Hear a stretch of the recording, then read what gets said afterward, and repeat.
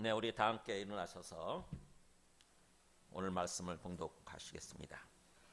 오늘 말씀은 갈라디아서 6장 1장입니다. 1장 6절입니다.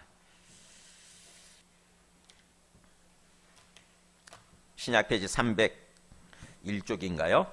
1장 6절부터 12절까지 저희는 한 절씩 교독하시겠습니다. 그리스도의 은혜로 너희를 부르신 이를 이같이 속히 떠나 다른 복음을 따르는 것을 내가 이상하게 여기노라. 다른 복음은 없나니 다만 어떤 사람들이 너희를 교란하여 그리스도의 복음을 변하게 하려 함이라. 그러나 우리나 혹은 하늘로부터 온 천사라도 우리가 너희에게 전한 복음 외에 다른 복음을 전하면 저주를 받을지어다. 우리가 전에 말하였거니와 내가 지금 다시 말하노니 만일 누구든지 너희 받은 것 외에 다른 복음을 전하면 저주를 받을지어다. 이제 내가 사람들에게 좋게 하랴 하나님께 좋게 하랴.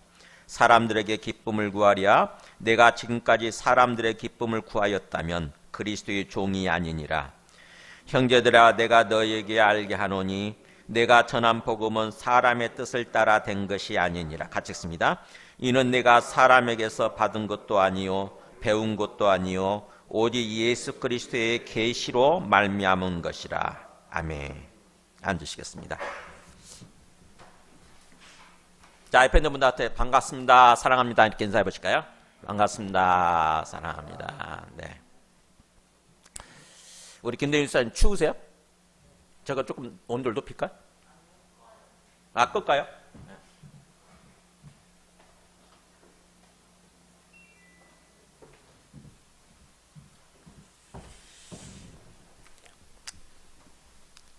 오늘부터는 예배 시간을 이렇게 좀 예배를 합친 거죠. 일부 예배를 합쳐가지고 10시에 예배를 드리고 그 다음에 또 서로 교제하는, 말씀 안에서 교제하는 다락방, 소그룹 다락방 할 시간을 갖고 그 다음에 이제 식사하고 이렇게 하려고 그러는데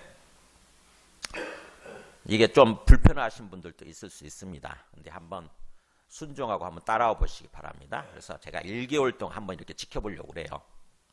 1개월 동안 일단 해보고 이게 뭔가 나으면, 하나님 앞에서 나으면 계속 하는 거고 그렇습니다. 그렇게 생각을 하고 있습니다. 자, 오늘 말씀은 우리 지금 갈라디아서 두 번째인데, 갈라디아서가 중요한 것은 복음이 무엇인지, 우리를 구원해주는, 우리를 구원으로 인도하는 진정한 참된 복음이 무엇인지를 말씀해주고 있다고 하는 것입니다. 우리가 복음을 들어서 예수님을 믿고 구원받는 거거든요. 그러니까 우리가 예수 믿게 된 게, 이렇게 예수 믿고 교회에 나와서 예배 드리게 된 게 복음을 들었기 때문에 그래요. 복음이라는 게 기쁜 소리잖아요. 기쁜 소식. 도대체 뭐가 그렇게 기쁜 소식이냐 하는 거 우리가 생각해 봐야 되잖아요. 뭐가 기쁜 소식이지? 나는 하나도 안 기쁜데? 그렇게 할 수 있잖아요. 그렇게 생각할 수 있잖아요. 복음을 제대로 알아야 이게 기쁜 소식인지 아닌지를 알게 되는 거죠. 그래서 이 갈라디아서나 로마서는 이렇게 복음이 무엇인지, 특별히 잘못된 복음, 다른 복음이라고 되어 있습니다. 표현을 그렇게 하고 있죠. 다른 복음하고, 그게 이단이에요, 이단. 다른 복음하고 비교를 하면서 말씀해 주는 거죠, 지금. 그래서 우리 주변에 이단이 굉장히 넘쳐납니다. 엄청나게 많아요. 자칫하게 되면 우리가 그것을 받아들여서 거기에 빠지게 되면은 우리가 구원받지 못하고 우리의 생명을 잃게 되는 거죠. 망하게 되는 것입니다. 영생을 잃게 되는 거예요. 그래서 그야말로 어떤 복음이 참된 복음인지, 왜 그것이 이단들이 다른 복음인지 이거를 제대로 알아야 되는 거죠. 자, 오늘 말씀을 나누기 전에 제가 하나의 어떤 영상을 좀 보여드리겠습니다. 문제제기 차원에서 한번 보여줘 보세요. 계속 성경을 생각해 보는데 이상한 거예요, 이게. 그래가지고 결국에는 거기서 빠져나와서 지금은 우리 총신신학을 하고 구리에 있는 교회에 이렇게 목사로 세워져 있습니다. 그래서 이 신천지에서 빠져나오는 많은 사람들이 거기에 모여요. 그러니까 신천지에서 많이 빠져나오게 만드는 거죠. 그 사람들도 신천지에 오래 있다 보면 굉장히 의심하는 생각이 자꾸 들거든. 이상하거든. 그러면은 누군가한테 상담을 해봐야 되는데 자기 사정을 다 알고 있는 이 사람한테 가게 되는 거죠. 이 사람하고 상담해보면 자기 경험한 거 다 경험했으니까, 신천지 강사였으니까. 그래서 상담하다 보면 아, 이게 잘못돼 있었구나, 성경을 잘못 해석하고 있었구나 하는 것을 깨닫고 빠져나오게 되는 것입니다.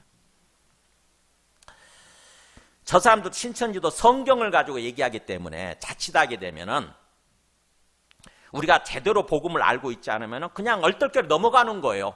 그렇게 해석할 수도 있네. 그렇구나, 그렇구나 이렇게 하다 보면 그냥 어느 순간에 그 신천지 논리에 완전히 빠져버리는 거예요.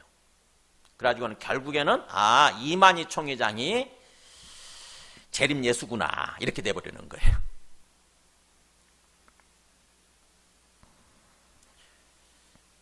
한 2개월 전에는 이만희 총회장이 나와서 이렇게 설교를 하는데 완전히 막 그 어떤 치매에 걸린 사람처럼 5분 동안 주묵구구식으로 막 이 얘기하고 저 얘기하고 막 그런 모습이 나왔잖아요, 유튜브에. 그래서 많은 사람들이 이상하게 생각을 하고 지금 빠져나오고 있는데, 혹시 여러분 중에서 여러분 곁에 어떤 그 이단에 빠진 사람 혹시 있으세요? 아니면 이단에 빠진 사람하고 이렇게 뭔가 접해 본 적 있으세요? 교제하고 대화해 본 적 있으세요?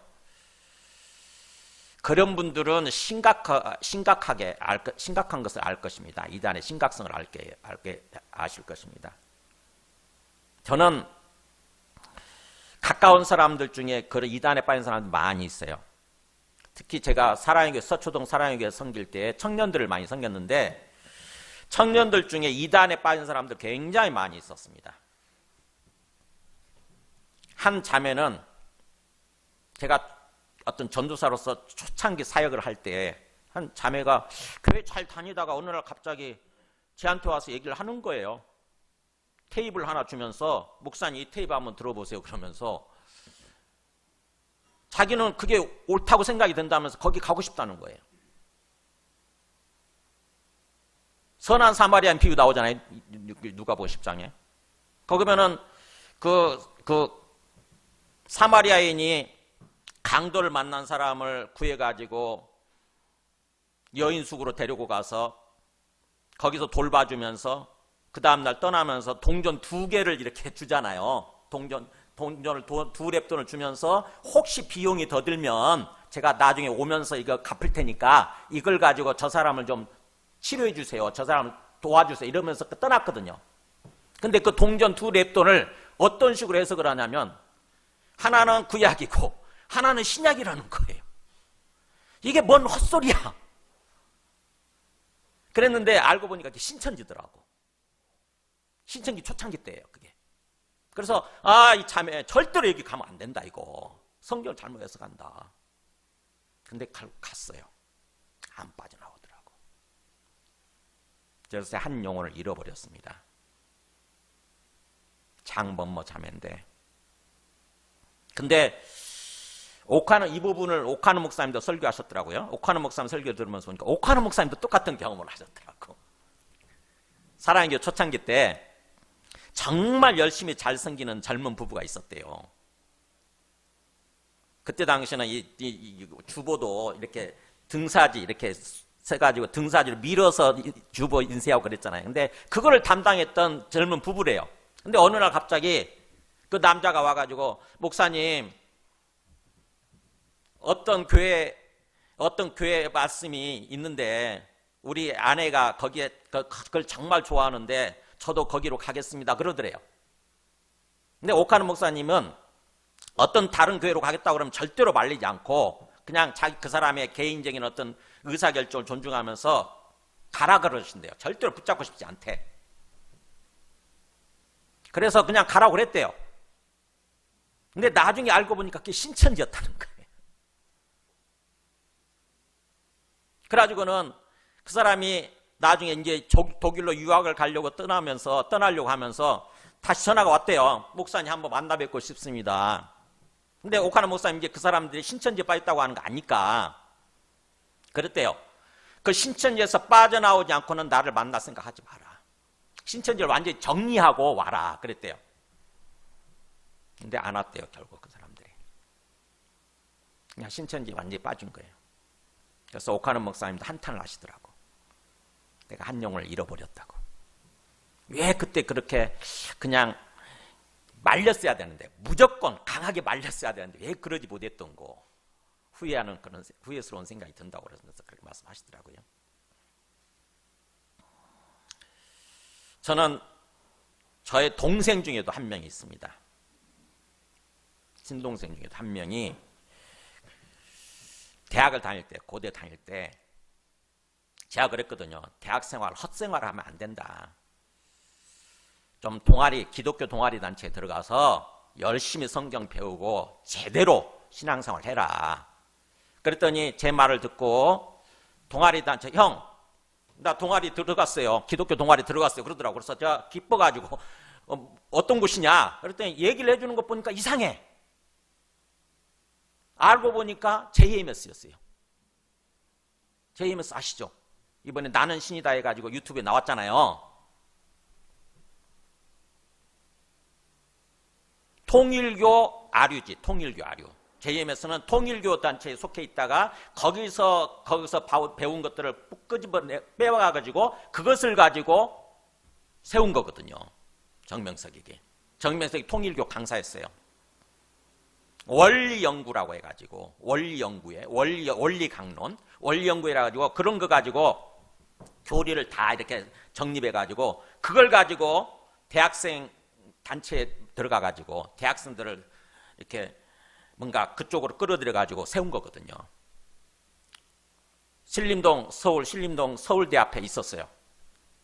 원리연구에 사무실이 있었어요. 지금도 기억이 납니다.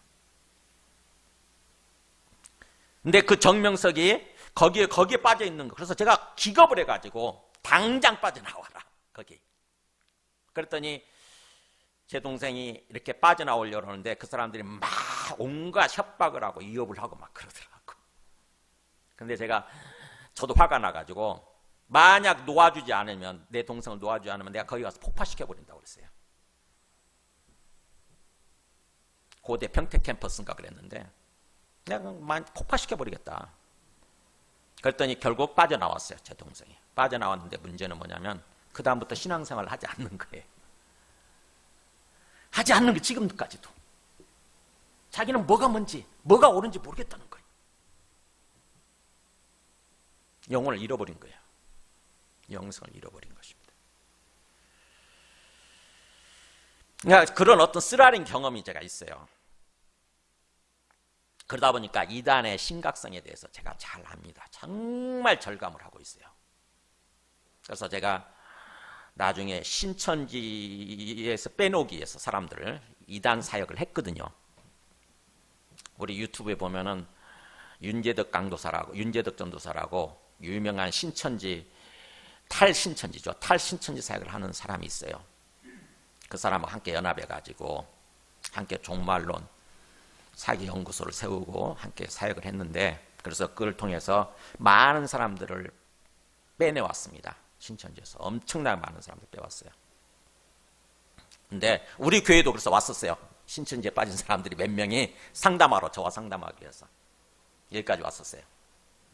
결국에 그 사람들 다 빠져나왔는데, 어쨌든 제가 그렇게 이단에 빠진 사람들을 접해봤기 때문에 이단의 심각성에 대해서 압니다. 여러분들은 이단의 심각성에 대해서 별로 깨닫지 못할 수도 있어요. 그냥 그런가 보다, 뭐 그냥 예수 믿고 교회 다니면 되지 뭐, 이 정도 순진하게 생각할 수 있죠. 근데 그렇지 않다고 하는 거, 좀 이단의 심각성에 대해서 잘 알아야 된다고 하는 것을 여러분이 기억을 하셔야 됩니다. 명심하셔야 돼요. 제가 나중에 말씀을 보여드리겠지만 예수님도 그걸 굉장히 강조하십니다. 그리고 사도들도 굉장히 강조를 해요. 이단의 심각성에 대해 잘 모르고 있다가 이단에 빠지게 되면은 완전히 생명을 잃는다고 하는 거, 주님께서 그렇게 말씀을 하십니다. 한 가지 말씀만 먼저 보여드릴까요? 우리 마태복음 7장 15절 이렇게 나오죠. 마태복음 7장 15절. 그 앞에 마태복음 10장 16절부터 보면은 이렇게 예수님이 제자들을 이 세상에 파송하면서 복음을 전하라고 세상에 파송하면서 이런 말씀을 하세요. 보라 내가 너희를 보냄이 양을 이리 가운데로 보낸 것 같도다.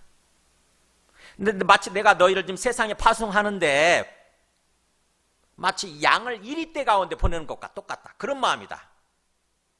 그러니까 너희들은 양인데 마치 너희를 잡아먹으려고 막 우글거리고 있는 이리떼 가운데로 보내는 것 같은 그런 마음이다라는 거죠. 자칫하게 되면은 이리떼 가운데 잡아먹히게 되는 거죠. 그러므로 너희는 뱀같이 지혜롭고 비둘기같이 순결하라 이렇게 말씀하세요. 기본적으로 우리의 영혼이 순결해야 되는데 비둘기같이 순결해야 되는데 세상 속에서 살면서 특별히 이단들을 만날 때 순진하면 안 된다는 거죠. 순진하면 빠져요. 무지하고 순진하면 빠지게 됩니다.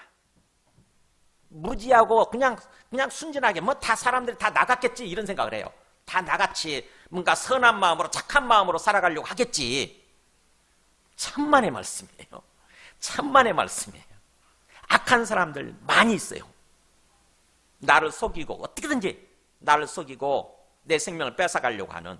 그래서 그 사람들도 사실은 마귀의 영에 사로잡혀 있기 때문에 그러는 거거든요.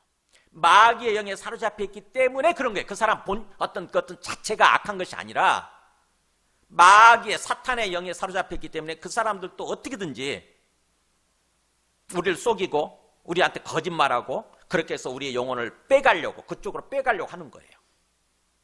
그래서 그야말로 그들 가운데 함께 있을 때 지혜로워야 되는 거죠. 뱀같이 마치 뱀같이 정말 지혜로워야 돼요. 잘 알고 깨어있어야 된다고 하는 것입니다. 그러면서 7장에 15절에 이렇게 얘기했어요. 뭐라고 한번 볼까요? 거짓 선지자들을 삼가라 이렇게 얘기해요.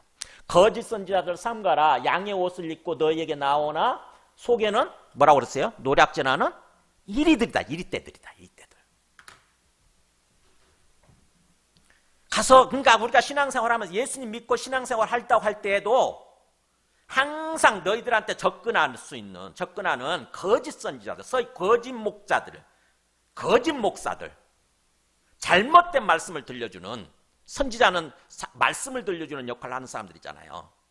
잘못된 말씀을 들려주는 거짓 목자, 거짓 목사들이 항상 많이 있으니까 그 사람들 삼가라면 조심하라는 얘기예요. 그 사람들 조심하라. 자칫하게 되면 이리떼 거짓 선지자들, 이리떼한테 잡아먹힐 수 있다고 하는 거죠. 예수님이 이렇게 말씀하실 정도면은 우리가 이단의 심각성에 대해서 생각하고 있어야 되는 거죠. 그냥 순진하면 안 돼요. 넉넉히 있으면 안 돼. 잘 알아야 돼요. 내가 믿고 있는 이 복음이 어떤 것인지 복음에 대해서 잘 알아야 될 뿐만 아니라 뭐예요? 다른 복음, 이단들이 주장하는 그거에 대해서 잘 알아야 되는 거죠. 그래서 이 땅에서 예수님 믿고 나서 신앙생활하는 것은 영적 전쟁하고 있는 거예요. 우리가 전쟁을 하고 있는 것입니다. 전쟁. 심각합니다. 하나님이 이끌어가시는, 예수님이 이끌어가시는 우리 하나님의 군대, 우리는 하나님의 군대에 속해 있는 거예요. 그리고 마귀가 이끌어가는, 마귀가 이단들을 통해서 이끌어가는 마귀의 군대하고 심각하게 전쟁하고 있는 거죠. 우리는. 내가 전쟁하고 있다고 하는 생각하지 않으면 그냥 넋놓고 있다가 패배하는 거죠. 그래서 전쟁에서 이기는 방법을 손자가 뭐라고 그랬어요? 손자병법에 지피지기하면 백전백승이다 이런 말 쓰잖아요. 어떻게 하면 100번 싸워서 100번 이긴다고요? 지피지기 해야 된다. 지피지기. 지피지기가 무슨 말이냐면 지피는 상대방을 아는 거예요. 상대방을 알아야 되고 그 다음에 지기는 뭡니까? 나를 아는 거예요. 그러니까 상대방이 주장하는 이단들의 주장에 대해서도 알아야 되고 그들이 뭘 속이고 있는지 뭘 성경을 잘못 해석하고 있는지 알아야 되고 그러면서 또 내가 내가 믿고 있는 내가 알고 있는 복음에 대해서 잘 알아야 되는 거죠. 그래야 영적 전쟁에서 우리가 승리하게 된다고 하는 것입니다. 그러니까 오늘 말씀은 영적 전쟁의 관점에서 영적 전쟁의 그 시각에서 생각을 하셔야 돼요. 그래서 우리가 아까 찬송을 할 때 우리 참 찬양 집사님 잘 선택해 주셨다고 하는 게 357자 아까 찬송가 주 믿는 사람이 일어나가지고 뭐라고 되냐면 주 믿는 사람이 일어나 다 힘을 합하여 이 세상 모든 마귀를 쳐서 멸하세. 저 앞에 오는 적군을 다 싸워 이겨라. 뭐요? 싸워서 이겨라 하잖아요. 전쟁하는 데 싸워 전쟁. 영적 전쟁을 염두에 두고 말씀하는 거거든요. 싸워서 이겨야 된다 우리가. 그럼 어떻게 이기냐? 뭘로 이기냐? 어떤 무기가 있어야 되느냐 이기냐? 어떤 무기로 이기는 거예요? 오늘날 같으면 핵무기 갖고 있으면 이기지 않습니까? 우리는 뭐예요? 하나님의 군대는 나오죠. 주 예수 믿는 힘으로 온 세상 이기네. 주 예수 믿는 힘으로, 주 예수 믿는 능력으로. 그러니까 뭐예요? 주님 대신 예수님을 제대로 믿을 때 그 믿음으로 이긴다고 하는 것입니다. 믿음으로 이기는 거예요. 우리가 무슨 총칼을 들고 가서 싸워야 되는 게 아니라 영적 전쟁은 영적 무기로 이기는 거예요. 믿음으로. 그래서 오늘 말씀이 그런 맥락에서 지금 얘기를 해주고 있습니다. 자, 먼저 보시기 바랍니다. 이 갈라디아 교회에도 갈라디아 교회가 어떤 지도 다시 한번 보여드릴까요? 여기라고 그랬어요. 여기 터키 지방이잖아요. 여기가 예루살렘 있고 이렇게 우리 지도처럼 되게 비슷한 이 지역에 있는 갈라디아 교회인데 사도 바울이 1차 전도 여행 때 여기 가서 복음을 열심히 전했어요. 그래가지고 예수 믿는 사람들이 많이 여기 등장한 거죠. 근데 시간이 얼마 안 가서 이 사람들이 이상한 반응을 보이는 거예요. 점점 이상한 소리를 하면서 떠나가네. 자꾸 예수님 앞에서 떠나가는 거예요.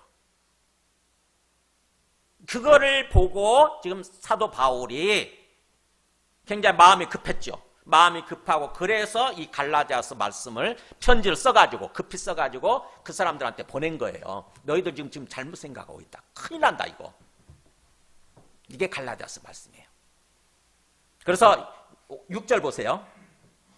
뭐라고 표현하고 있나 보세요.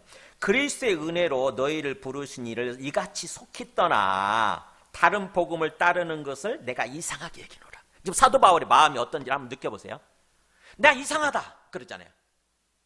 성경 본문이 내가 이상하다부터 시작이 되거든요. 내가 볼 때 너희들 정말 이상하다. 더 이해가 잘 안 되네.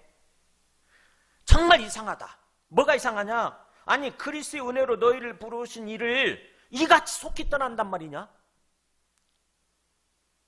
그리스도의 은혜로 너희를 부르시니 너희를 부르시니가 누굴 것 같으세요? 하나님 아버지죠. 하나님 아버지예요. 그러면 하나님 아버지께서 우리를 부르셨다는 거죠. 우리를 불러내셨다는 거예요. 세상으로부터. 악한 세상, 죄악된 세상으로부터 우리를 불러내셔서 우리를 구원해 주셨다는 얘기거든요. 근데 뭘로 불러내셨어요? 그리스도의 은혜로. 그리스도 은혜 안에서 그런 뜻이에요. 그리스도의 은혜 안에서 우리를 불러내신, 구원해 주신 거예요. 그리스도가 누구죠? 하나님 아버지께서 보내신 하나님의 아들 예수님이에요. 지난 시간에 얘기했죠. 자기 아들을 인간의 모습으로, 예수라고 하는 인간의 모습으로 보내셔서 십자가에서 죽게 하시고 3일 만에 부활시키심으로 이분이 그리스도라고 하는 것을 보여주셨잖아요. 그죠? 이분이 하나님 아버지께서 보내신 예수라고 하는 하나님의 아들이 구원자, 메시아, 그리스도라고 하는 것을 보여주셨어요. 그래서 그분이 십자가에서 죽으심으로 말미암아 우리의 죄가 용서받을 수 있는 길이 열리고 우리가 구원받게 된 거죠. 그래서 하나님 아버지께서 우리를 불러내시면서 우리를 구원해 주시면서 그리스도의 은혜 안에서 불러내신 거예요. 우리가 뭘 잘해가지고 우리가 하나님한테 돈을 많이 갖다 바치는 바람에 우리를 불러내신 것이 아니라 뭐예요? 우리 아무것도 한 거 없었어요. 그냥 일방적으로 자기 아들을 보내셔서 우리 죄를 위해서 나를 대신해서 죽게 하시고 그러면서 3일 만에 부활시키셔가지고 바로 이 존재가 이 예수가 바로 내가 보낸 하나님의 아들이다 라고 이렇게 해주신 거예요. 우리는 그 복음을 듣고 얼떨결에 예수님을 믿게 되고 그러면서 구원받은 거거든요. 그래서 내가 한 것 없이 그리스도의 은혜 안에서 우리가 구원받았기 때문에 하나님 베풀어 주신 사랑이죠. 그게 그렇다고 한다면 하나님의 은혜를 항상 기억하면서 하나님의 은혜에 감사하면서 일평생 그렇게 살아야 되는 거거든요. 항상 우리가. 하나님 은혜로 나를 구원해 주셔서 감사합니다. 그래서 하나님께 감사하고 항상 하나님을 찬양하면서 하나님께서 바라시는 경배와 예배를 올려드리면서 이렇게 삶을 살아야 되는 거거든요. 그런데 뭐예요? 갈라디아 사람들이 그렇게 살다가 어느 순간에 시간이 얼마 안 됐는데 떠난 거예요. 거기서 하나님에게서 떠났고 얘기하잖아요. 너희를 부르신 그 하나님을 이같이도 속히 떠나서 다른 복음을 쫓고 있다니, 다른 복음을 따른다니, 내가 도대체 이해가 안 되고 정말 이상하다. 어떻게 그럴 수 있지? 저는요, 이런 사람, 이단에 빠진 사람도 그렇지만은 오늘날 코로나로 인해서 그냥 예배 안 드리고 교회 안 나오는 사람들이 한 30% 지금도 된다고 그래요. 한국교회. 그 사람들에 대해서도 한편으로는 이해가 될 듯 하다가도 사도 바울의 마음이에요. 이해가 잘 안 돼. 어떻게 그럴 수 있지? 지금 코로나 기간도 다 끝났는데. 그렇다고 한다면 정말 진짜 하나님의 부르심을 받고 구원받았다고 한다면, 그래서 하나님을 안다고 한다면 당연히 예배를 사모하게 돼 있고 예배 사모하면서 주님 앞에 나와서 예배드리고 하나님께서 기뻐하시는 삶을 살아가게 돼 있을 텐데, 당연한 건데 어떻게 떠나지? 그렇게 그 가벼운 이유로 어떻게 떠날 수 있지? 저는 똑같은 마음이라니까요. 사도 바울의 마음이. 근데 한편으로 가만히 생각해 보면은 이스라엘 사람들이 항상 그래왔다고 하는 것입니다. 성경에 보면 언제 이렇게 속히 떠난 적이 있냐면요, 출애굽기 때예요. 출애굽기 32장 7절 보면은요, 보세요. 출애굽 시켰잖아요, 하나님이. 그죠? 그냥 은혜로 불러주신 거잖아요. 구원해 주셨잖아요. 애굽에 종살이 하고 있었는데, 노예로 살고 있었는데, 그냥 하나님이 모세를 보내셔서 그 사람들 빼내온 거예요. 하나님의 은혜로 구원받은 거죠. 애굽에서 구원받은 거예요.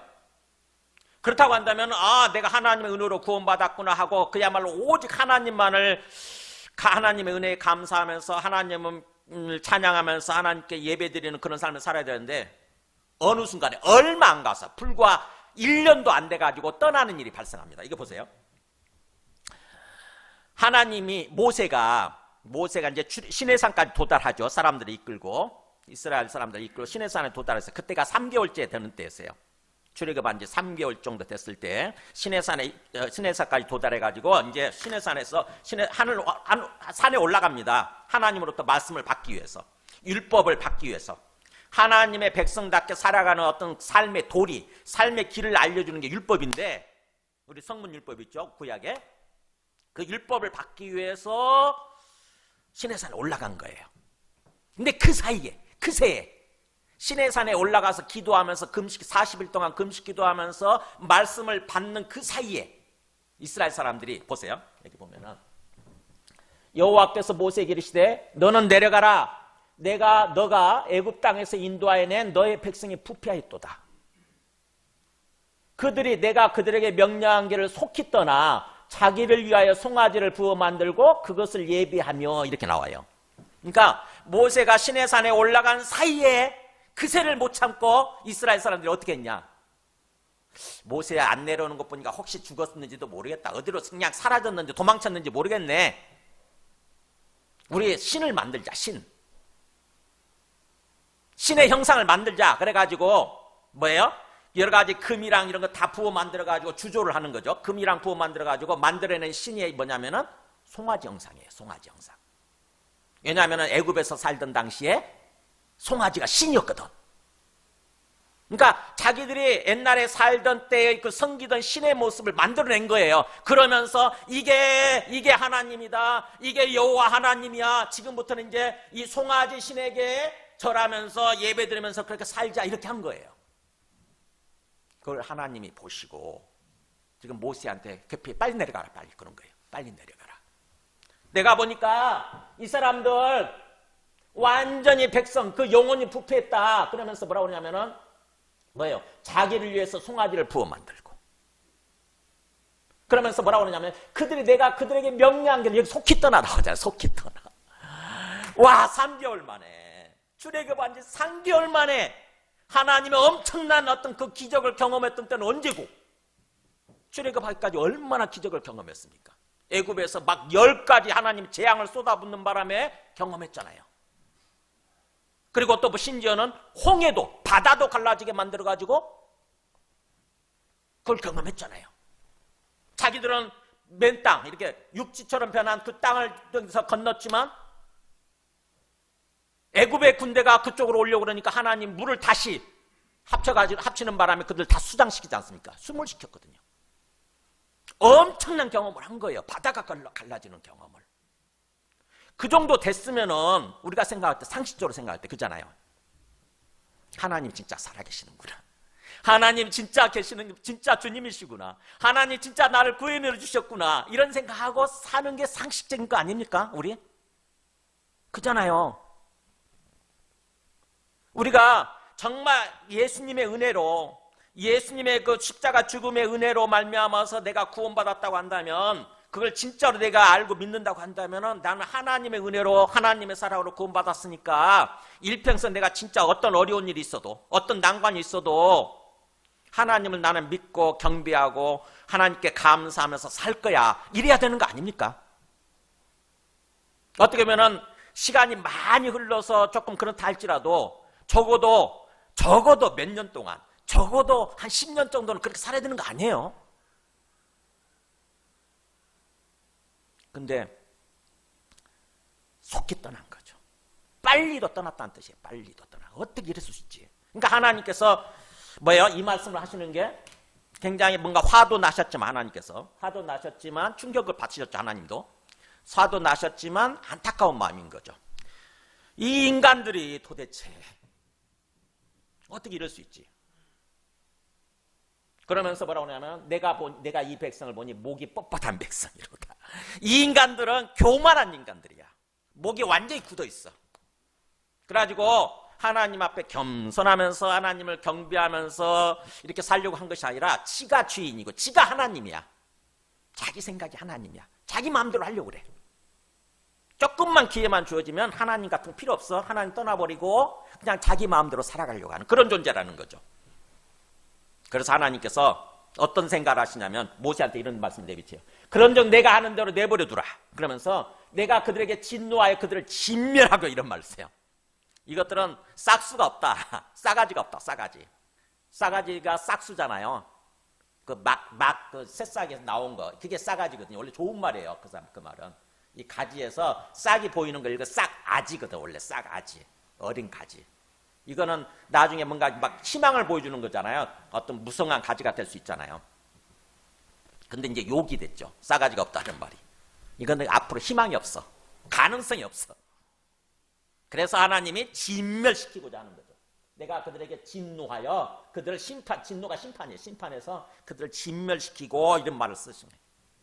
모세가 기겁을 합니다. 아니, 여기까지 그렇게 애써서 이들을 구원해내시고 여기까지 몰고 왔는데 여기서 진멸시켜버리면 세상 사람들이 하나님을 향해서 뭐라고 그러시겠습니까? 저들을 가나안 땅까지 이끌어갈 능력이 없어가지고 중간에 진멸시켰다고 그렇게 하나님을 조롱하고 비웃지 않겠습니까? 하나님 그러지 마세요. 제발 용서해 주세요.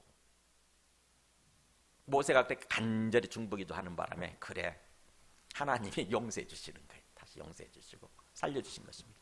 근데 그때하고 똑같은 거예요 지금. 그래서 사도 바울이 지금 여기서 속히 떠나는 말을 똑같이 쓰고 있는 거예요. 과거에 너희 조상들이 그러했듯이 너희들 또 그러는구나, 이렇게. 이게 어떻게 보면은 우리 인간들의 속성이라고 그럴까요? 육신을 따라서 살아가는 우리 인간들의 속성인 것 같아요. 가만히 보면은 우리가 성령을 따라 살지 않고 육신을 따라 살잖아요. 기본적으로 우리 인간이, 그죠? 인간성, 타고난 본성을 따라서 살잖아요. 모든 사람들이. 그러다 보면은 항상 이런 반응이 나타납니다. 내가 주인이니까 육신을 따라서는 오로지 내 생각, 내 욕심, 내 고집, 내 생각, 내 감정과 기분대로 살아가게 돼 있거든요. 그래가지고는 기분 좋으면 예수님 믿고, 기분 좋으면 하나님 믿고, 기분 나쁘면 하나님이고 예수님이고 다 필요 없어. 때려치고 이래버리는 거거든요. 그게 우리 인간들의 속성이라고 생각하면 돼요. 우리 모두 그 속에 다, 그게 그 잠재 속성이 다 있습니다. 우리 언제든지 그럴 수 있어요. 정신 차리지 않으면 언제든지 이 사람들처럼, 그리고 우리 이 갈라디아서나 갈라디아 사람들처럼 언제든지 이럴 수 있다고 하는 거. 우리가 다 저것들 어떻게 저럴 수 있지? 어떻게 저렇게 싸가지 없이 행동할 수 있지? 아니요. 근데 우리 모습이에요. 우리 모습. 나의 모습일 수 있어요. 항상 조심해야 됩니다. 그래서 보세요. 그래서 그렇게 어찌 이같이 속히 떠나서 다른 복음을 따르는 게 내가 이상하게 여긴다. 정말 이해가 안 된다. 어떻게 그럴 수 있지? 그러면서 뭐라고 하냐면은 다른 복음은 없다 그러잖아요. 7절에. 다른 복음은 없나니 다만 어떤 사람들이 너희를 교란하여 그리스도의 복음을 변하게 하려고 하는 거다. 너희들은 그것도 복음이라고 생각할지 모르지만은 아니야. 그 복음은 진짜 참된 복음이 아니고 그런 뜻이에요. 없다는 말은 아니다라는 뜻입니다. 아니다예요. 다른 복음은 아니야. 또 다른 복음이 아니야. 그거는 너희를 구원해 주지 못해. 그러면은 이때 갈라디아 사람들이 어느 순간에 이렇게 뭔가 옮겨가고 있는, 따라가고 있는 다른 복음이 뭐냐면은요, 신천지가 아니에요. 이때는 어떤 복음이냐면 우리 그 사도행전 15장에 보면은 나와요. 사도 바울이 복음을 가서 전할 때에 그때 그 유대인들이 반응을 보였던 그 모습이 나오는데, 이게 보면은 이게 나와요. 사도 바울이 열심히 가서 복음을 전해서 예수 믿는 사람이 생겨나고, 그래서 그들 중심으로 교회가 세워졌는데, 교회가 세워졌어요. 그 갈라디아 땅에. 근데 어떤 사람들이 유대로부터 내려오는 거예요. 예루살렘으로부터 내려와가지고 한다는 말이 뭐라고 하냐면은, 형제들을 가르치되, 이미 예수 믿고 있는 형제들을 뭐라고 가르치냐면, 너희가 모세의 법대로 할례받지 않냐면 구원받지 못해 그래요. 능히 구원을 받지 못하리라. 너희들 예수 믿는 것만 갖고는 안 돼. 뭐예요? 할례 받아야 돼. 할례. 모세의 법에 기록돼 있잖아. 할례 받아야 돼. 할례. 그래야 구원받아. 이렇게 얘기를 한 거예요. 그래가지고 난리가 납니다. 그 교회에. 막 엄청난 막 논쟁이 벌어지고. 그래가지고 결국에는 어느 게 옳은지 12사도, 사도들이 모여있는 곳에 우리 사도 바울과 바나바를 파송해보자. 그래서 거기 가서 듣게 하자 한 게 이 사도행전 15장에서 1차 총회가 열린 거예요. 기독교인들의, 예수 믿는 사람들의 총회가 열린 게 그게 사도행전 15장에 나오는 거예요. 근데 총회가 열리기 위해, 그 총회를 하기 위해서 사도 바울 일행이 도착했을 때 보세요. 보면은 그래서 바울과 바나바와 그들 사이에 적지 아니한 다툼과 변론이 일어난 적 있잖아요. 적지 아니한, 그러니까 엄청나게 큰 어떤 논쟁이 막 벌어졌다는 거죠. 누가 옳다는 식으로. 그랬을 때 결국에는 이제 보냈는데, 예루살렘에 도착했을 때 또 보세요. 바리새파 중에 어떤 믿는 사람들이 일어나 말하되, 이미 예루살렘 총회에, 교회 총회에 거기에서 바리새인들 출신 중에 예수 믿는 사람들이에요. 독실한 유대인들이죠. 독실한 유대교를 믿는 유대인들. 그 사람들은요, 그 사람들이 일어나서 뭐라고 그러냐면은, 이방인에게 할례를 행하고 모세 율법을 지키라 명령하는 것이 마땅하다, 이렇게 얘기를 하는 거예요. 예수만 믿어 갖고는 안 돼. 뭐냐? 할례 행해야 돼. 할례가 뭔지 아시죠? 할례 행해야 되고, 그 다음에 모세 율법도 지키라고 그래야 돼. 그래야 구원받는 거야 라고 사도 바울 앞에서도 주장을 하는 거예요. 가만히 생각해 보면은요, 유대인들이 왜 그렇게 주장을 했을까? 가만히 보면은 사실은 이해 좀 돼야 됩니다. 왜냐하면 유대인들은 그렇게 살아왔잖아요. 수천 년 동안, 무려 수천 년 동안 그렇게 살아왔거든요. 분명히 구약에 보면은 할례 행하라는 말도 있고, 그 율법 모세를 통해서 받은 율법이 중요하다는 말도 있잖아요. 우리 그래서 율법을 읽지 않습니까? 지금 구약을 읽잖아요. 구약이 율법이거든요. 그럼 뭐죠? 우리가 생각할 때도 할례 행해야 될 것 같은데, 그리고 모세 율법을 지켜야 될 것 같은데, 뭐죠? 왜 이게 틀렸죠? 그 차이를 아셔야 돼요, 여러분이. 바로 뭐냐면은, 우리가 구약에서 말하는 어떤 그게 아니고, 사실은 유대교를 알아야 됩니다. 1세기 당시에, 그때 당시에 유대교예요. 나중에 사도 바울이 자기 자기 간증을 하면서 그거 13절, 14절에서 보면은 자기가 그렇게 유대교에 빠져서 그렇게 하고 있었다고 얘기를 하잖아요. 그러니까 유대교 신자들이 말하는 어떤 할례, 유대교 신자들이 말하는 이 율법을 잘 아셔야 돼요. 왜냐하면요, 유대교 신자들은 우리 성문율법만 믿는 것이 아니라 구전율법이 있습니다. 구전율법. 입에서 입으로 전해지는 구전율법. 그 미시나라고 그래요. 제가 유대교를 알기 위해서 미시나를 이번에 샀는데 6권짜리 책 샀어요. 거금 주고 샀어요. 거금 주고. 작심하고. 왜냐하면 유대교를 알아야 되겠더라고. 그래야 복음을 제대로 알겠더라고. 사도 바울이 왜 이런 주장을 했는지. 거기 보면은요, 구전율법, 입에서 입으로 전해져 구전율법이에요. 그래서 성문율법에는 안식일 지켜라 이렇게 다 하나로 돼 있잖아요, 계명. 근데 구전율법에는 안식일을 지키는 게 어떻게 지키는 것인지 마치 200가지 항목으로 나와 있는 거예요. 200가지 항목으로. 주일날 불 켜면 안식일 안 지키는 거예요. 일하는 거예요. 안식일 안 지키는 거예요. 그러니까 불 켜면 안 돼. 주일날 이렇게 밭 사이를 지나가다가 이삭을 따서 비벼서 먹으면 안 돼. 수학을 금지하는 것을 그걸 위반한 거야. 일한 거야. 그래서 그것 때문에 논쟁이 붙잖아요. 예수님과 예수님의 제자들과 그다음에 바리새인들과 논쟁이 붙잖아요. 그게 성경에 나오잖아요. 안식일 논쟁. 그런 거예요. 그게 구전율법이에요. 그 맥락에서 지금 율법의 행위들을 지키라고 하는 거예요. 그러니까는 방대한 분량이에요. 율법의 행위들이. 근데 성문율법이 없는 거죠, 그게. 그러다 보니까 어떻게 보면 하나님의 율법을 지킨답시고 그 만들어낸 구전율법이 하나님의 오히려 뜻을 어기는 거예요.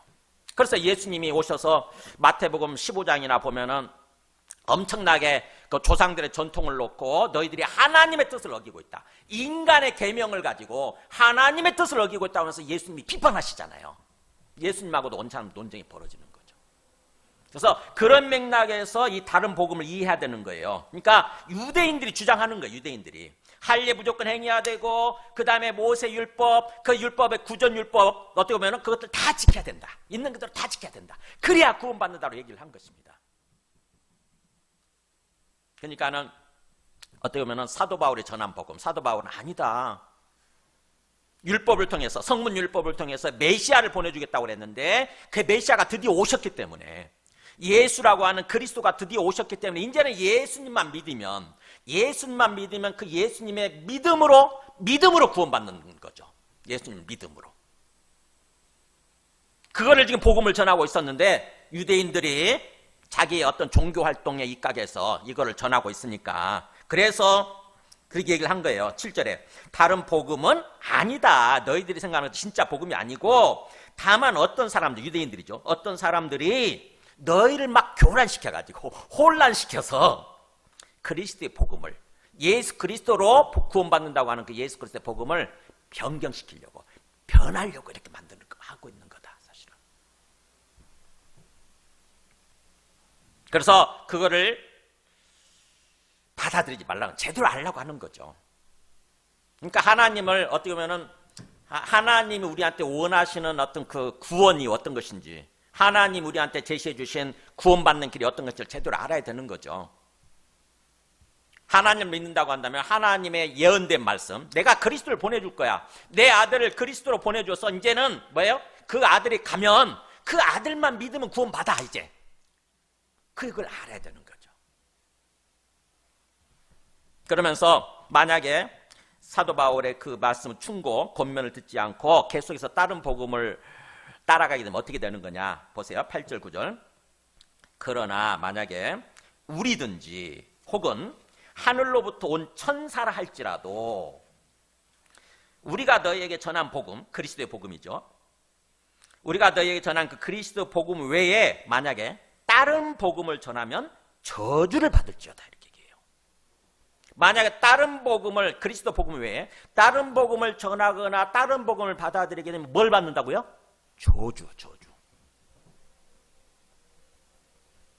우리가 이게 중요하기 때문에 9절에 얘기하죠. 우리가 전에 말하였거니와 계속 사도 바울이 강조를 해왔나 봐요. 전에도 내가 계속 얘기했지만 내가 지금 다시 말한다. 내가 지금 다시 말하노니 만약에 다른 복음을 전하면 저주를 받을지어다. 와, 저주가 뭐죠? 망하는 거예요. 심판받고 멸망하는 거예요. 그러니까 다른 복음을 전하거나 아니면 다른 복음을 받아들이는 사람들은 전부 다 저주를 받게 되는 거예요. 구원받는 것이 아니라 영생을 얻어서 영생의 삶을 살게 되는 것이 아니라 망하는 것입니다. 이 저주받는다는 표현이 어디 나오냐면요, 여호수아서에 나와요. 여호수아 6장 18절에 보면은 여호수아가 이스라엘 백성 하나님의 군대를 이끌고 이제 첫 번째 성 점령이 뭐냐면 어디 성이죠? 여리고성이잖아요. 여리고성을 점령하기 위해서 공격하기 위해서 들어가는데 들어가기 전에 신신당부를 해요. 하나님께서 여호수아를 통해서 이스라엘 백성한테 신신당부하는 게 이거예요. 보세요. 만약 너희는 거기 가서 막 이렇게 전쟁해서 승리하게 되면 여러 가지 노획물들이 생기잖아요. 그죠? 여러 가지 막 어떤 것들이 생기지 않습니까? 그러면 그것들을 절대 건드리지 말라고 그래요. 여러 가지 것들 막 생길 거 아닙니까? 보세요. 너희는 온전히 바치고 그 바친 것 중에서 어떤 것이든 취하여 너희가 이스라엘 진영으로 바치는 것이 되게 하여 고통을 당하게 되지 아니하도록 오직 너희는 그 바친 물건에 손대지 말라 이거예요. 거기서 얻어진 노획물도 뭐라고 그러죠? 전리품이죠. 그렇죠. 전리품. 감사합니다. 전리품을 얻게 되면 절대로 너희가 그거 가지면 안 돼. 이건 하나님께 바쳐주는 거야. 욕심나가지고 그걸 취하면 안 된다는 거죠. 이 바쳐진 거예요. 바쳐진 거. 이게 헤렘이라고 하는 히브리어 단어인데 이게 저주받는 거예요. 근데 이 말씀을 어기고 누가 손을 댑니까? 아간이라는 사람이 손대요. 아간이라는 사람, 이스라엘 자 손들이 온전히 바친 물건으로 말미암아 범죄하였으니 이는 유다 지파 출신인 아간이 온전히 바친 물건을 가졌습니다. 뭐죠? 금덩어리 하나, 외투. 그때 옷이 얼마나 귀하던 때예요. 외투 한 벌. 아, 너무 귀한 거. 가서 전쟁을 해서 승리해 보니까 뭐예요? 그 귀한 거야. 그래가지고 어떻게 해요? 사람들 몰래 그것을 딱 취해가지고 숨겨갖고 와서 자기 집 앞에, 자기 집, 장막집이니까 텐트 밑에 숨겨놓은 거예요. 하나님 다 그거 보신 거예요. 하나님께 바쳐진 건데 자기가 그것을 뭐예요? 뺏어온 거죠. 하나님으로 뺏어. 이건 내 거예요. 하나님. 이건 뭘 내 거예요? 다죠? 딱 숨겨놓은 거예요. 어떻게 되겠어요? 하나님 뺏길 것 같으세요? 하나님 것을 가져가면 하나님이 그냥 그래 가져가 이렇게 하실 것 같냐고요. 통째로 그 사람 안 붙들고 놓지 않으니까 하나님이 그것을 가져가시면 통째로 내가 딸려가는 거예요. 결국 아간이 어떻게 되느냐? 진멸당하죠. 그렇잖아요. 아간을 돌로 쳐서 죽이고 돌무더기로 만드는 거예요. 아간뿐만 아니라 아간 모든 가족까지. 그게 저주받는 거예요. 그게. 그러니까 다른 복음을 전하거나 다른 복음을 받아들이게 되면 그렇게 그냥 하나님께 바쳐진 것이 될 거다. 죽게 될 거다 이거예요. 심판받아 멸망하게 될 거다.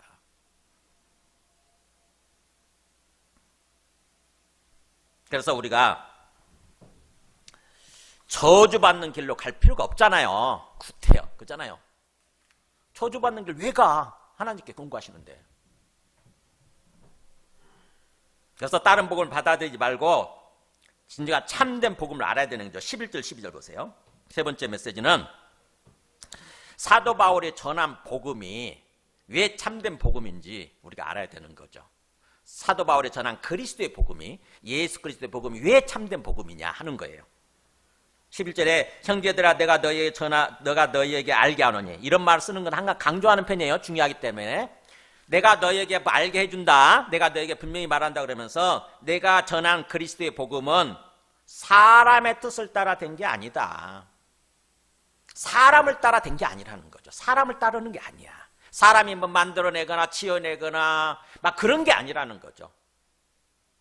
12절에 이는 내가 사람에게서 받은 것도 아니고 배운 것도 아니고 뭘로 된 거라고요? 오직 예수 그리스도의 계시. 예수 그리스도의 직접 계시로 된 거다라고 하는 것입니다. 그러니까 뭐예요?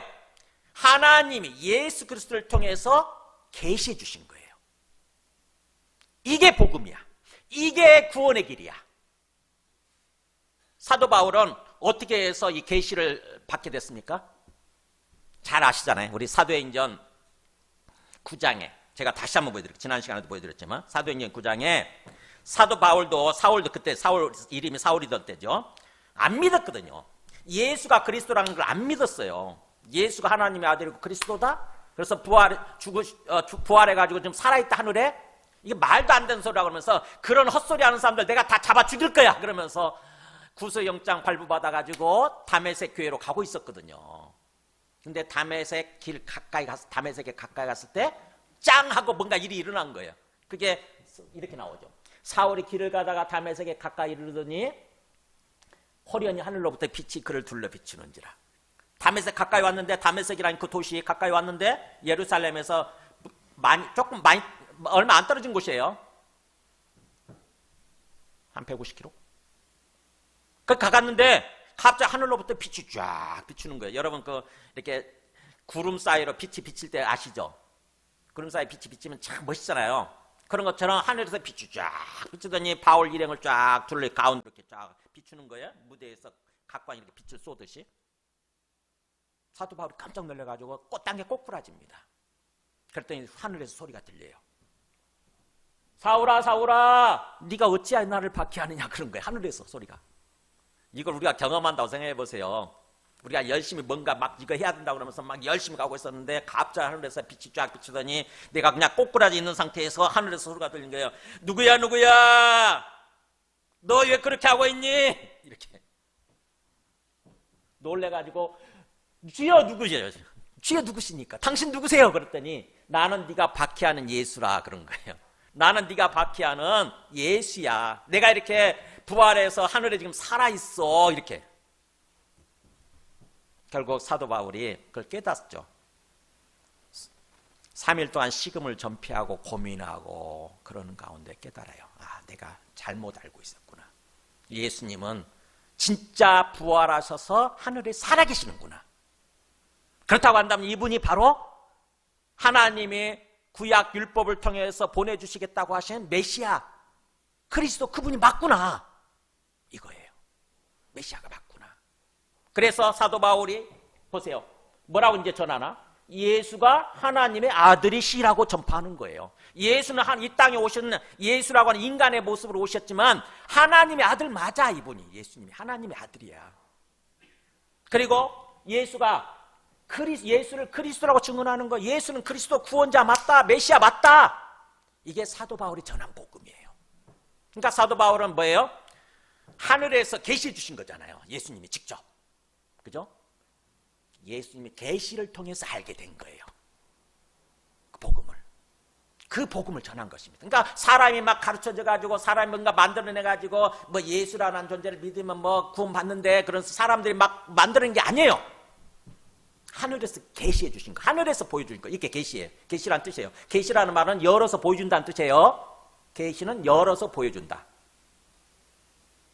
하나님께서 하늘에서 열어서 보여주신 거예요.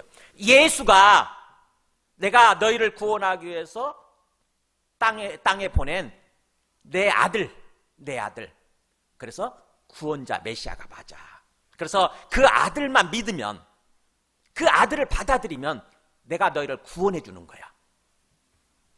사도 바울이 그 복음을 계시로 알게 되고 그 복음을 전한 거예요. 그래서 로마서 1장 2절에서 이렇게 정리를 합니다. 사도 바울이 이렇게 정리하고 있어요. 보세요. 복음이란 말 나오잖아요. 이 복음은, 나는 복음을 전하는 지금 사도로 세워져 있어서 이 복음을 전하고 있는데 로마서를 시작하면서 그렇게 얘기하는 거예요. 복음은 뭐냐? 뭐가 기쁜 소식이냐? 하나님이 선지자들을 통하여 뭐라고 했습니까? 읽어볼까요? 시작. 그의 아들에 관하여 성경에 미리 약속하신 것이다. 자, 복음은 뭐라고요? 하나님이 뭐에 대해서? 그의 아들, 그 누구죠? 하나님의 아들. 하나님의 자기의 아들에 대해서 갑자기 보낸 게 아니고 뭐예요? 성경에 미리 약속해 주셨던 거다라는 거죠. 구약에 이미 예언이 되어 있었다고 하는 거죠.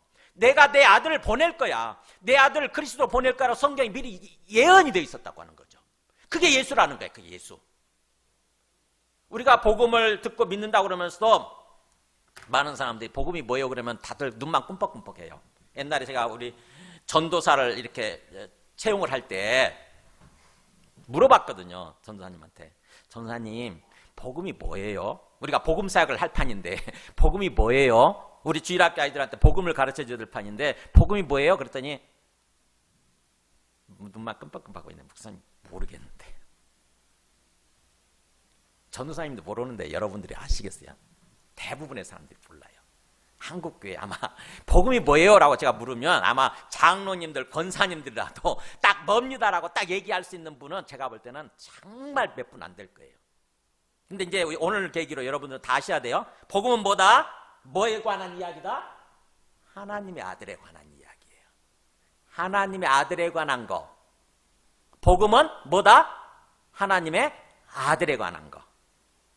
하나님의 아들에 관한 거. 하나님의 아들이 이 땅에 오신다는 얘기예요. 근데 그분이 오셨다는 거죠. 하나님의 아들이 왔어요, 이 땅에. 그러니까 얼마나 기쁜 소식이냐고. 나한테 생명을 주시고 온 세상을 지으신 하나님의 아들이 이 땅에 왔다니까요. 마치 고아원에 있는 아이들한테 가장 기쁜 소식이 뭘 것 같으세요? 나를 고아원에 넣으신 내 부모가 찾아왔다는 얘기예요. 부모가 나를 고아원에서 끄집어내서 이제 집으로 데리고 가기 위해서 왕고, 그 소식 가장 기쁜 소식이잖아요. 그래서 부모님과 함께 이제 집으로 들어가게 되면 행복하게 살잖아요. 그런 것처럼 우리에게 생명을 주신 우리의 영적 부모가 되시는 분이 하나님의 아들이 이 땅에 오셨다니까요. 우리를 구원하시기 위해서. 그러니까 기쁜 소식이죠. 그러면 도대체 그 하나님의 아들이 누구를 놓고 하는 얘기냐? 이렇게 설명하잖아요. 하나님의 아들 누구를 놓고 하는 얘기냐면 그의 아들에 관해서 말할 것 같으면 뭐라고 해요? 육신으로는 다윗의 혈통에서 나신 분, 다윗의 자손으로 나신 분. 조금 모를 듯 하죠? 다윗의 자손 누구지? 요셉도 있고 누구도 쭉 있는데 보세요. 성결의 영어로는 같이 읽어볼까요? 죽은 자들 가운데서 부활하사 능력으로 하나님의 아들로 선포되셨으니 곧 우리 주 예수 그리스도시니라. 뭐예요? 영적으로는 성결의 영, 성령에 의해서는 그런 뜻이에요. 성령에 의해서는 죽은 자들 가운데서 부활하사. 죽은 자에서 부활해 주신 분이라고 딱 누군지 딱 알잖아요, 이제. 그죠? 부활하신 분은 유일하게 한 분이니까. 예수님이. 예수님이 다윗의 후손으로 오셔서 죽은 자들 가운데서 부활하셨다는데, 부활을 통해서 그분이 하나님의 아들이라고 선포되시기 시작한 거예요. 전해지기 시작한 거예요. 부활이 아니면 예수님을 어떻게 하나님의 아들로 알겠어요? 그잖아요. 부활을 통해서 비로소 이분은 하나님의 아들, 하나님이시구나, 이걸 알게 되는 거예요.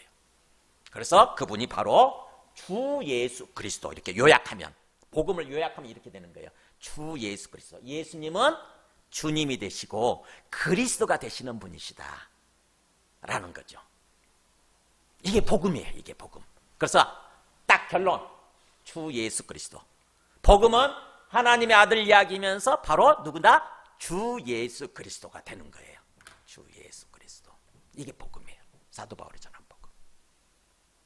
이거를 그리스도의 계시를 통해서 알게 된 거죠. 그래서 우리가 복음을 듣고 복음을 제대로 알고 복음을 통해서 구원받는다고 하는 것은 결국 하나님의 아들 예수님을 제대로 알고 진정으로 믿는 거예요.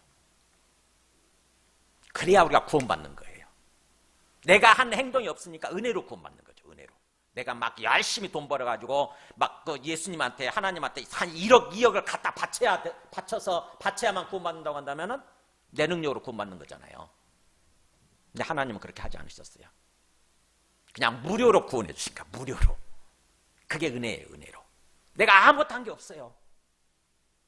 그냥 은혜로. 예수님만 믿으면 돼. 믿는 건 우리 마음의 내용이, 마음의 이르기 때문에 내가 한 게 없잖아요. 행동을 한 게 없잖아요. 그래서 은혜예요, 은혜로.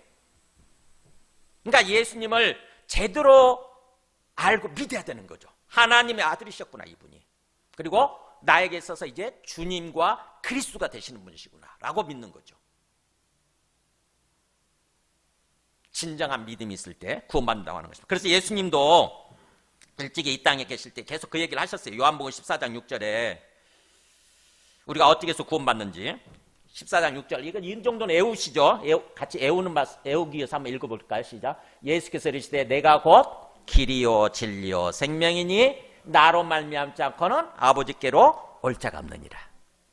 다시 내가 시작. 내가 곧 길이요 진리요 생명이니 나로 말미암지 않고는 아버지께로 올 자가 없느니라. 그러니까 뭐예요? 결국 예수님이 길이다. 하나님 아버지께로 가는 길, 구원의 길이다. 구원받을 수 있는 길이다. 그리고 예수님이 진리, 참된 삶, 참된 어떤 그 이치, 참된 진리다. 참된 삶이죠. 참된 삶. 제대로 된 삶을 살아갈 수 있는 진리다. 그 다음에 예수님이 생명이시다. 우리한테 영적 생명을 주는 거예요. 우리 영혼의 생명을 주는 거죠. 생명이 생명. 영생이죠. 이 생명.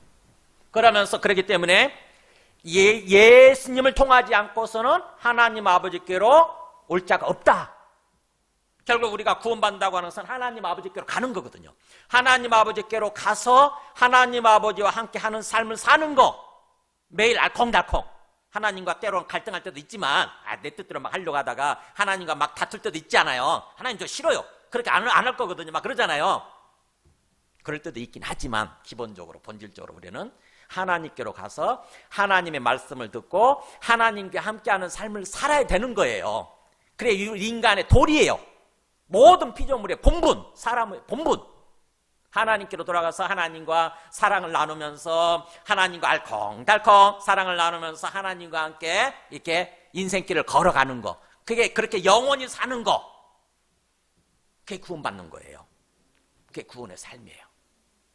근데 예수님을 통하지 않고서는 그게 안 된다는 거죠. 예수님이 그렇게 말씀하셨잖아요. 나로 말미암을 거는 아버지께로 갈 수 있는 길, 저 구원받을 수 있는 길이 없다 이거잖아요.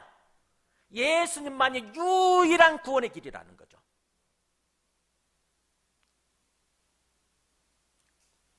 이걸 제대로 모르는 사람들은 뭐 어떤 식으로 얘기하냐면요. 마치 등산하는 것을 비유해가지고 아이고 우리가 산에 올라가 보세요. 산 정상에 오르는 길이 여러 루트가 있잖아요. 여러 길이 있잖아요. 꼭 한 길만 고집해야 됩니까?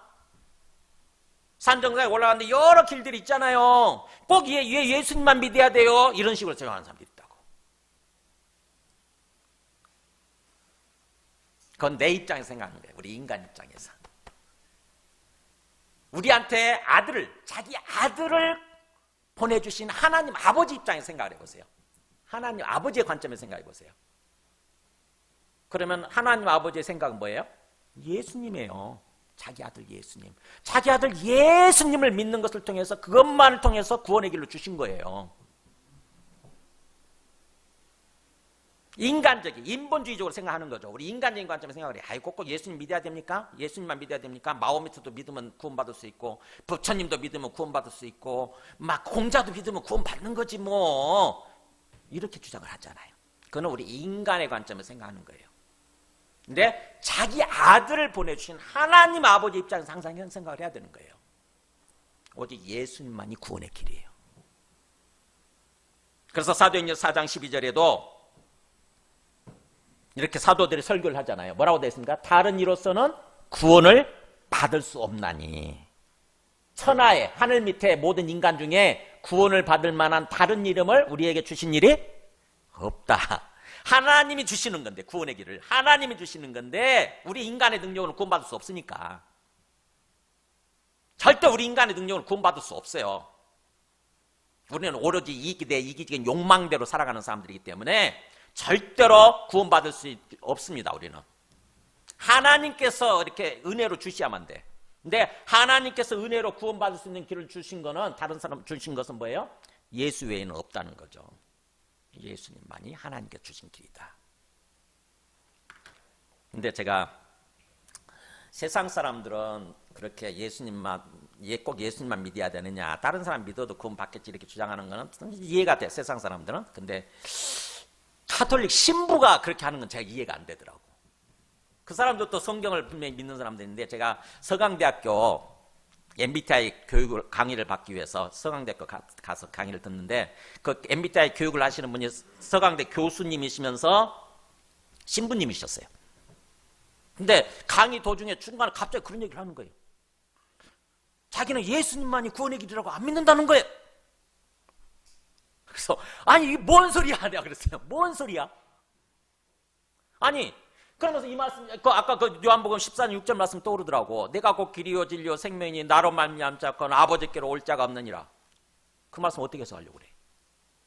그 말씀 어떻게 해석하려고 그래? 예수님이 헛소리 하셨나? 예수님이 거짓말한 거냐? 아니면 이 사람이 잘못 알고 있느냐 하는 거죠. 제가 밤 입맛이 떨어지더라고. 그다음부터 강의 안 들었어요.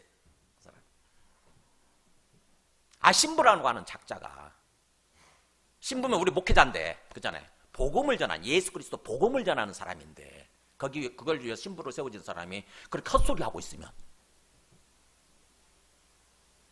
여러분 잘 생각하시기 바랍니다. 우리들도 왜 예수님만이 구원의 길인가, 그걸 잘 생각하셔야 되고, 우리 자녀들을 교육시킬 때도 왜 예수님만이 구원의 길인가, 왜 예수님만 믿어야 되는가, 이 말씀을 통해 잘 하셔야 됩니다. 사도 바울 그러잖아요. 이건 사람에게서 만드는 게 아니다. 사람에 의해서 만들어진 것이 아니고, 사람에게서 배운 것도 아니고, 사람에 의해서 만들어진 어떤 사상이나 이론이 아니에요. 그냥 하늘에서 계시해 주신 거야. 하늘에서 보여주신 거예요. 하나님이 온 세상을 만드시고 온 세상을 이끌어 가시니까 하나님이 보여주신 거라고. 그렇기 때문에 그게 진리인 거예요. 무조건. 그래서 우리가 오늘 말씀을 통해서 항상 우리 주변에 그렇게 이 복음을 왜곡시키고 잘못된 길로 인도하려고 하는 이단들이 막 부지기수라고 하는 것을 항상 기억하셔야 돼요. 베드로후서 2장 1절에 보면은 베드로 사도가 뭐라고 경고하나 보세요. 백성 가운데 또한 거짓 선지자들이 일어났었다. 구약 시절이죠. 거짓 선지자들, 말씀을 잘못 전해주는 거짓 선지자들이 많이 일어났었는데, 이와 같이 지금 너희 중에도 뭐예요? 거짓 선생들, 거짓 교사들이지. 잘못된 복음, 다른 복음을 전해주는 거짓 교사들이 있을 거다. 그러면서 그들은 멸망하게 만드는 이단을 가만히 몰래 살짝 끌어들여가지고 자기들을 사신 주님을 부인하고, 그분이 피값으로 자기 생명을 들여서 피값으로 우리를 사셨는데, 우리 생명을 사셨죠. 우리 영혼을 사셨어요. 근데 그분을 부인하는 거, 어느 순간에 속기도 떠나, 빨리도 떠나, 양심도 없어, 의식도 없어. 어느 순간에 돌변해가지고 표본해가지고 나 하나님 그냥 대충 믿을 거예요. 대충 필요 없어, 하나님 필요 없어요, 그냥 이런 생각하는 거예요. 그래가지고 결국 임박한 멸망을 스스로 취하는 자들이라. 멸망을 스스로 취해서 걸어가는 거예요. 나는 잘했는데 하나님이 멸망시키는 것이 아니라 내가 그 멸망을 내가 받아들이는 것입니다. 내가 선택하는 거예요. 하나님은 우리를 멸망시키길 원하는 것이 아니라 구원해 주시기 위해서 영생을 주시려고 원하시는 건데, 그래서 예수님을 보내주셨는데, 그 예수님만 믿으면 되는 건데, 돈을 요구하는 것도 아니고 예수님을 믿으면 구원받는 건데, 그거를 부인하고 자기 스스로 멸망의 길로 들어가는 게, 기어 들어가는 거예요. 왜 그렇게 어리석냐고, 그죠? 왜 그렇게 짐승같이 살아?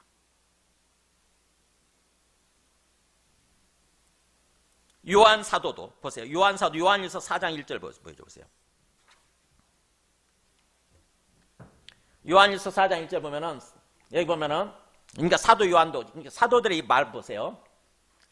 사랑하는 자들아, 영을 다 믿지 말고 오직 영들이 하나님께 속하였나 분별하라 그러면서 많은 거짓 선지자가 세상에 나왔습니다.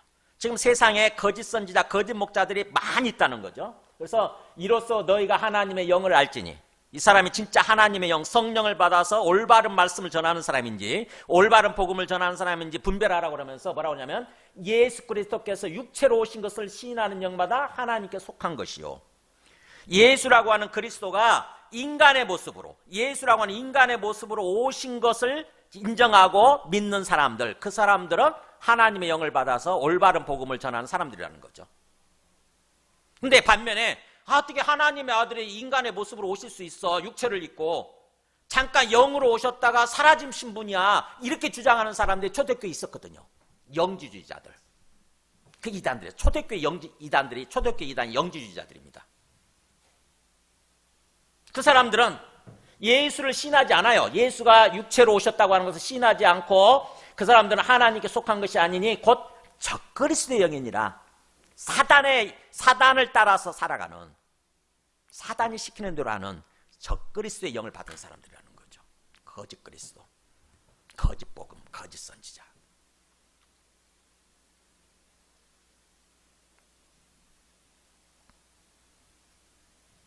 그렇기 때문에 우리가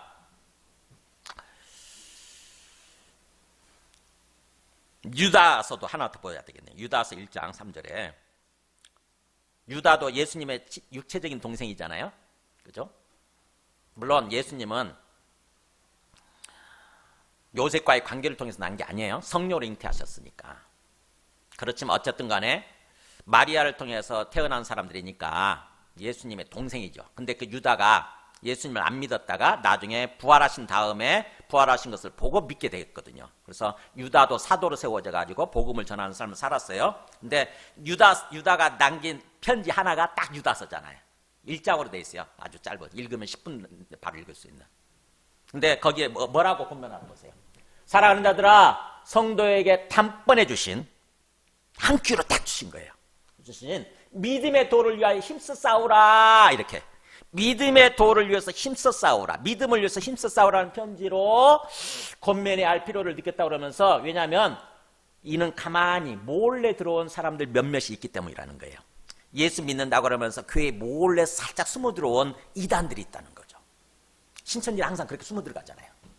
그래가지고 사람들 막 혼란시켜가지고 신천지로 끌고 가지 않습니까?